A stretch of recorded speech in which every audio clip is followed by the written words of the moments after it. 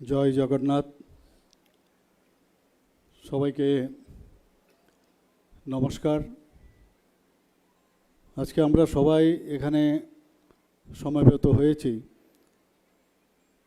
যে ইসকন আগরতলার উদ্যোগে যে আগরতলার রথযাত্রা 2026 সেই উপলক্ষে এখানে প্রচুর সমাগম হয়েছে এবং সেটাকে সামনে রেখে আমাদের মাঝে উপস্থিত রয়েছেন মঞ্চে অনারেবল গভর্নর ত্রিপুরা শ্রী ইন্দ্রসেনা রেড্ডি নাল্লুজি, উপস্থিত রয়েছেন শ্রী রাজীব ভট্টাচার্য অনারেবল এমপি রাজ্যসভা, যিনি একটু আগে ওনার মূল্যবান বক্তব্য আমরা শুনলাম।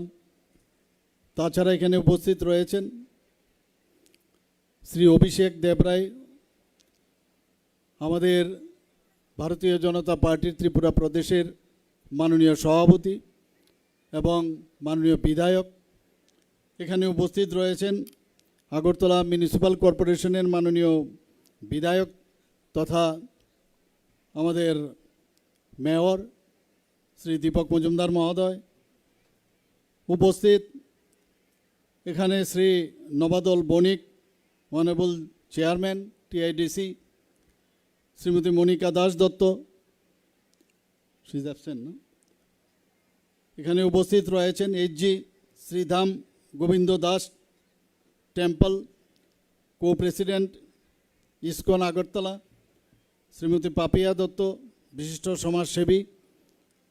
তাছাড়া এখানে অন্যান্য যারা এখানে উপস্থিত রয়েছেন আমার মঞ্চের সামনে, এবং ইসকন আগরতলার যারা সাধু সন্তরা এখানে উপস্থিত, মহারাজ যারা আছেন, এবং আমার প্রিয় বক্তবৃন্দ এবং সাংবাদিক বন্ধুরা, সবাইকে আমি হার্দিক অভিনন্দন ও শুভেচ্ছা জানাচ্ছি।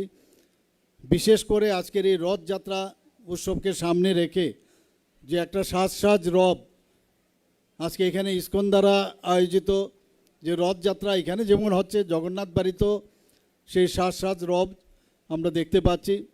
বিভিন্ন সামাজিক সংস্থা এবং অন্যান্যরাও সারা আগরতলাতেও হচ্ছে, ধর্মনগরও হচ্ছে এবং আমাদের উদয়পুরেও হচ্ছে, বিভিন্ন জায়গায় কিন্তু আজকে রথযাত্রা সেখানে সংগঠিত হচ্ছে।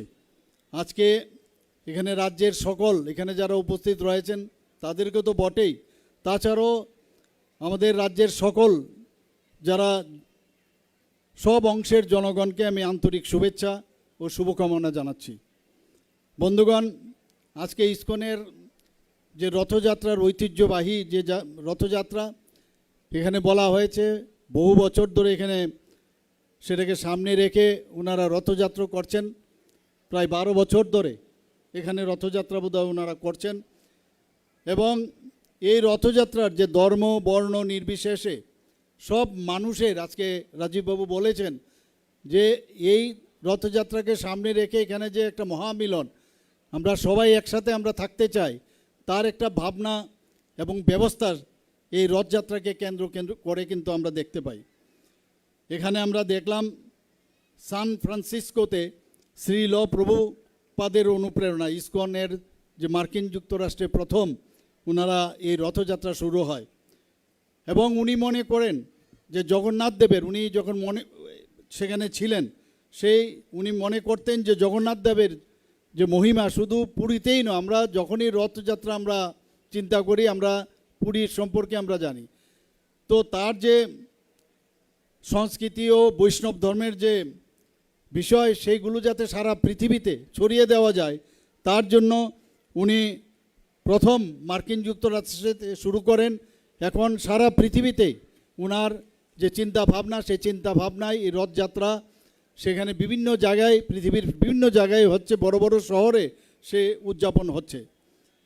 বন্ধুগণ, আমরা সবাই জানি রথযাত্রা যে উৎসব সেটা হচ্ছে যে ভক্ত ও ভগবানের যে মিলন মহোৎসব। ভগবান মন্দিরে পূজিত হন, সেখান থেকে আজকে ভগবান কিন্তু এই আমাদের সামনে আমাদের কাছে এসে উনি আবির্ভাব হয়েছেন মানুষের সাথে। এই সময়ে রথযাত্রা উপলক্ষে জগন্নাথ আমাদের সাথে এসে উনি এই আনন্দ উপভোগ করেন এবং আমাদেরকে আশীর্বাদ উনি দান করেন। এবং মানুষের বিশ্বাস যে উনি ভক্তদের ধরা দেন আজকের দিনে, এবং উনি যেভাবে মানুষের মঙ্গল, শান্তি ও সমৃদ্ধির বার্তা উনারই আবির্ভাবে সেটা হয়ে থাকে। আজকে আমরা সবাই জানি জগন্নাথ অর্থাৎ জগতের নাথ, অর্থাৎ সমগ্র বিশ্বের উনি শ্রেষ্ঠ এবং অধিপতি। এবং এটা একটা ধর্মের অনুষ্ঠান শুধু নয়, সেটা যদি আমরা ধরে নিই যে শুধু অনুষ্ঠান নয়, এখানে মানব কল্যাণ এবং ভ্রাতৃত্ববোধ ও সার্বজনীন একটা যে অনন্য প্রতীক আজকের এই রথযাত্রাকে নিয়ে আমরা কিন্তু সেটা বলতে পারি। বন্ধুগণ, বিভিন্ন যে পৌরাণিক যে ইতিহাস আমরা দেখি, এখানে ব্রহ্মপুরাণই হোক, আজকে পদ্মপুরাণই হোক, স্কন্দ পুরাণ হোক, বিভিন্ন ধর্মগ্রন্থে এই উৎসবের মাহাত্ম্যের বর্ণনা কিন্তু পাওয়া যায়। এবং এই যে ঐতিহ্য আজকের যারা জেন জি বলা হয়, নিউ জেনারেশন, তাদের এই ইতিহাস সম্পর্কে তাদের জানা উচিত এবং এটা খুবই প্রয়োজন। এই ঐতিহ্যকে আমাদের সংরক্ষণ করার যে দায়িত্ব, সর্বস্তরের মানুষ আমরা সবাই মিললে এই ঐতিহ্যকে আমরা সেটাকে সংরক্ষণ করব। উড়িষ্যার পুরীতে তো আমরা সবাই জানি এটা বিশ্ববিখ্যাত, কিন্তু উড়িষ্যা ছাড়াও পশ্চিমবঙ্গের যে মাহেশে দীর্ঘকাল ধরে এই সাড়ম্বরে রথযাত্রা হয়ে থাকে। প্রাচীনত্বের দিক দিয়ে যদি আমরা বলি যে পুরীর যে রথযাত্রা সেটা হচ্ছে মানে এটাকে ফার্স্ট পজিশন দেওয়া যায়, প্রথম শুরু হয়েছে, এবং পরবর্তী সময়ে এই মাহেশের যে রথযাত্রা পশ্চিমবঙ্গে হয় সেটাকে দ্বিতীয় স্থানে আমরা নিতে পারি। আমরা শ্রীধাম মায়াপুরেও চৈতন্যদেবের যখন ওনার আবির্ভাব হয় সেখান থেকেও রথযাত্রার যে কাহিনী আমরা জানতে পারি। শুধু তাই না, আমাদের যে প্রতিবেশী বাংলাদেশ, সেখানেও দামরাইয়েও এই দীর্ঘদিন ধরে রথযাত্রা অত্যন্ত উৎসাহ উদ্দীপনার মধ্যে সেখানে পালন হয়। মাঝে মাঝে আমাদের কাছে খবর আসে বাংলাদেশের রথযাত্রা নিয়ে অনেক বাধা বিপত্তি হয়ে থাকে, এবং এটা কোনো অবস্থায় কাম্য নয়। এবং আমি এখনও বলবো যে কেউ কাউকে বাধা দিয়ে এই ধরনের রথযাত্রাকে কেউ আটকাতে পারবে না।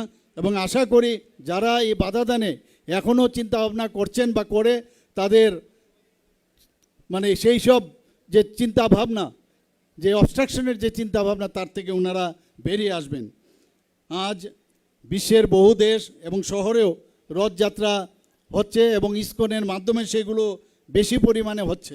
অর্থাৎ সংস্কৃতি ও আধ্যাত্মিকের যে চিন্তা ভাবনা, সেটা আজকে সারা বিশ্বের মধ্যে আমাদের এখন পৌঁছে গেছে, এবং রথযাত্রার যে মাহাত্ম্য সেটা সবার কাছে এখন পৌঁছে গেছে। বন্ধুগণ, ইসকনের পাশাপাশি আমরা জানি যে আমাদের বিভিন্ন ধর্মীয় ও সামাজিক প্রতিষ্ঠানও এই উৎসবের আয়োজন করে থাকে।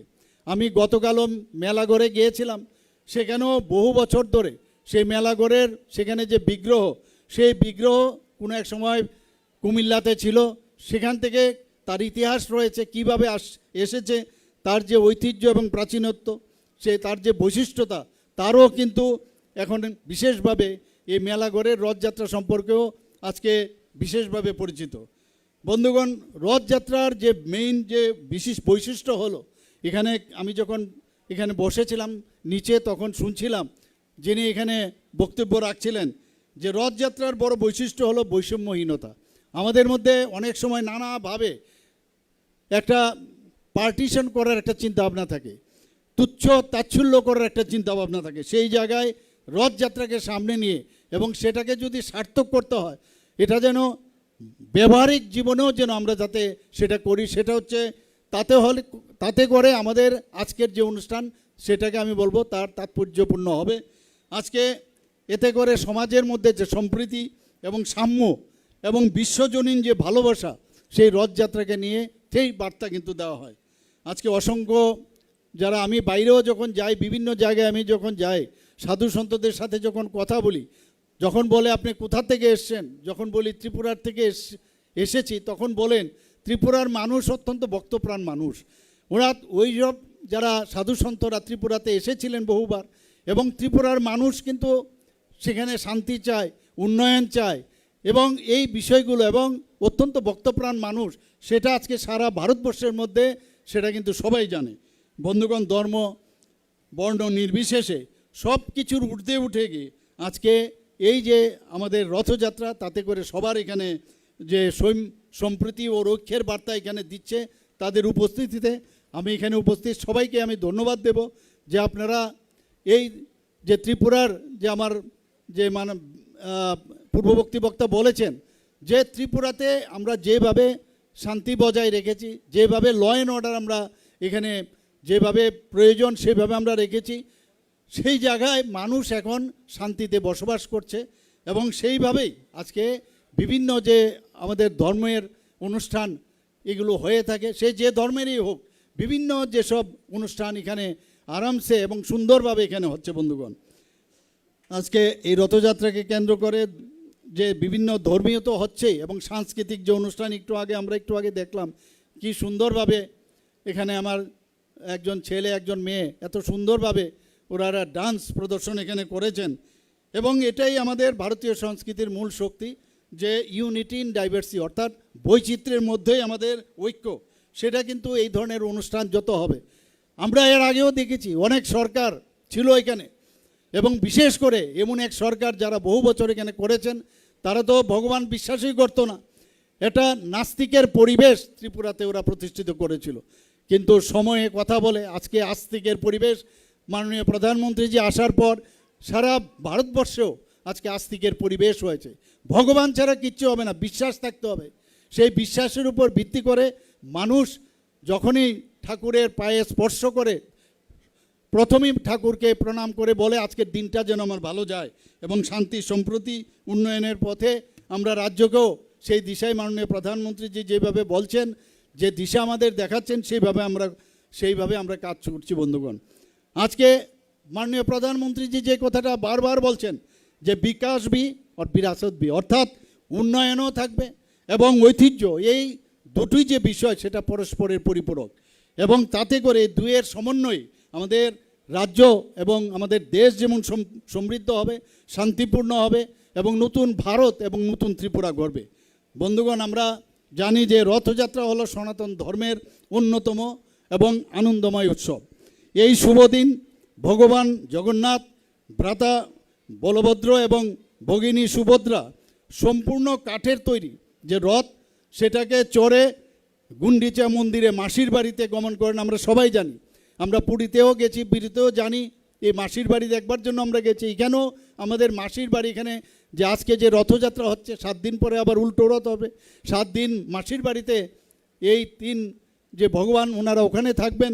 এবং এই যে উৎসব আমাদের সকলের জীবনে যে শান্তি, সমৃদ্ধি, সুস্বাস্থ্য ও কল্যাণ যেন আসে, সেই প্রার্থনা আমি করছি।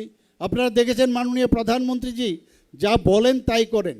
এই যে বলছেন বিকাশ বি और বিরাসত বি, আমরা রাম মন্দিরের কথা যদি আজকে বলি, 500 বছর ধরে এই রামলালা একটা টেন্টে থাকতো, আর সেই রামলালাকে যেমন কথা যা বলেছে আজকে রাম মন্দির প্রতিষ্ঠিত হয়েছে, এবং সেখানে ধ্বজা উড়িয়ে উনি সেখানে পূর্ণতার সাথে আজকে রাম মন্দির সেখানে প্রতিষ্ঠিত করেছেন। কাশী বিশ্বনাথ করিডোরের কথা যদি বলি, মহাকাল উজ্জয়িনী, আমি গত কিছুদিন আগে আমি উজ্জয়িনীতে গিয়েছিলাম, সেখানে আমি দেখলাম যে মাননীয় প্রধানমন্ত্রী যে এত সুন্দরভাবে সেটাকে সাজিয়েছেন। এর আগেও আজ থেকে 20-25 বছর আগেও আমি উজ্জয়িনীতে গিয়েছিলাম। এই মহাকাল, সেটা কিন্তু আজকের মহাকাল চিন্তাই করা যায় না। এই যে বিশেষ যে ধ্যান মাননীয় প্রধানমন্ত্রীজি দিয়েছেন, এবং সেইভাবে আমরাও কিন্তু সেইভাবে আজকে আমরা কাজ করছি। আজকে আমাদের ত্রিপুরা সুন্দরী মন্দির বলুন, সেখানেও নতুনভাবে আমরা সেটাকে সাজিয়েছি। সেখানে প্রসাদ প্রকল্পে যে আমরা টাকা পেয়েছিলাম, আমাদের সরকার সেখানে আরও 17 কোটি টাকার মতো দিয়ে সেটাকে সম্পূর্ণতা আমরা সেখানে সম্পূর্ণ করেছি, এবং মাননীয় প্রধানমন্ত্রীজি এসে ওর উদ্ঘাটনও করেছেন, আপনারা সবাই জানেন। আমরা গুজরাটের সোমনাথ মন্দির সম্পর্কে জানেন, সেখানে কি অবস্থা ছিল, সেই সোমনাথ মন্দিরকে আবার যে পুনর্নির্মাণ করেছেন। আজকে প্রসাদ প্রকল্পে আমরা যদি দেখি যে 4টি যে ধাম, গঙ্গোত্রী, যমুনেত্রী এবং বদ্রীনাথ, কেদারনাথ, এই 4টে জায়গায় নতুনভাবে মাননীয় প্রধানমন্ত্রীজি সে জায়গায় সাজিয়েছেন। কামাখ্যা মন্দির বলুন, আজকে বুদ্ধিস্ট সার্কিট মাননীয় প্রধানমন্ত্রীজি সেইভাবে সেখানে জোর দিয়েছেন। আমাদের ত্রিপুরাতেও আমরা মাননীয় প্রধানমন্ত্রীজির যে মার্গদর্শন সেটাকে সামনে রেখে আজকে 14 দেবতা বাড়ি বলুন, কসবেশ্বরী মন্দিরই বলুন, সেখানেও কিন্তু আমরা এডিবি ফান্ড নিয়ে সেটাকে সুন্দরভাবে কিভাবে মানুষের ধর্মপ্রাণ মানুষ, ত্রিপুরার মানুষ, বাইরের থেকে মানুষ কিভাবে আসবে, ট্যুরিজমেরও ডেভেলপমেন্ট, রিলিজিয়াস ট্যুরিজম একদিকে আমরা ডেভেলপ করছি, এবং সেখানে আপনারা নিশ্চয়ই এখন গেছেন যে আগে কি ছিল আর এখন কি ছিল, সেইভাবেই আজকে আমরা এই ধর্মপ্রাণ মানুষদের জন্য আমরাও করার চেষ্টা করছি। এটা একমাত্র সম্ভব হয়েছে আপনাদের যে বিশ্বাস আশ্বাস আমাদের প্রতি আছে, তার জন্য এটা সম্ভব হয়েছে। আপনাদের সকলকেও আবারও আমি এই রথযাত্রা উৎসবের আন্তরিক শুভেচ্ছা ও অভিনন্দন জানাচ্ছি। সবাই ভালো থাকুন, সুস্থ থাকুন, এই কথা বলে আমার বক্তব্য শেষ করছি। নমস্কার, জয় হিন্দ, ভারত মাতা কি জয়। আবারও বলবো, জয় জগন্নাথ। অনেক অনেক ধন্যবাদ আমাদের মাননীয় মুখ্যমন্ত্রী প্রফেসর ডক্টর মানিক শাহ মহোদয়কে ওনার মূল্যবান বক্তব্য রাখার জন্য। Now I request his excellency Shri Indrasena Reddy নাল্লুগারু, honourable governor of Tripura, to come forward and address the gathering. এখন আমি অনুরোধ করব হিজ এক্সেলেন্স শ্রী ইন্দ্রসেনা রেড্ডি